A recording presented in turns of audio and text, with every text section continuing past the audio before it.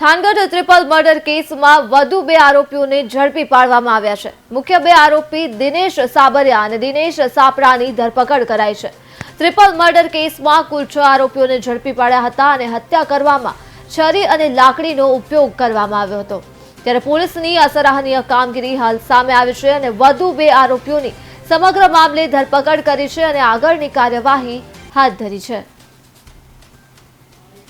ગત તારીખ 7/11/2024 વહેલી સવારે એટલે કે રાતના તો મોડા 1 વાગ્યાની આસપાસ એક બનાવ બનેલો હતો, જેમાં સારસાણા ગામની સીમમાં વાડી વિસ્તારોમાં બે વ્યક્તિઓનું જે મૃત્યુ નિપજાવવામાં આવેલું હતું અને એ સિવાયને એક અન્ય જે મહિલા છે એ ઘાયલ હતા અને પાછળથી જે છે એનું મૃત્યુ નિપજેલું હતું।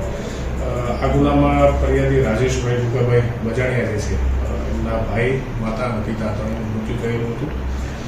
ગુનાની તપાસ આગળ વધારી અને જે આરોપીઓના નામ હતા એ મુજબ એક મુખ્ય આરોપી જેશાભાઈ નરસિંહભાઈ સાપરા અને એના સિવાયના અન્ય 3 આરોપીઓ જે ગુનામાં જેમની સંડોવણી હતી અને પોતે ગુનામાં મદદ કરેલી હતી, ત્રણેયની ટૂંકમાં 4 વ્યક્તિઓની જે છે ધરપકડ કરવામાં આવી હતી।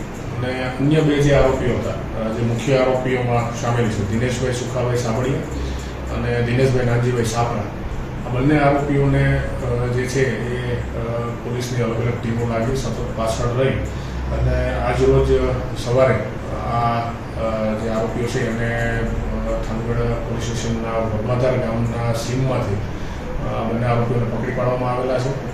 તો આમ કરીને આ જે ગુનો છે એમાં ટોટલ જે છે 6 આરોપીઓની ધરપકડ જે છે એ કરવામાં આવી છે।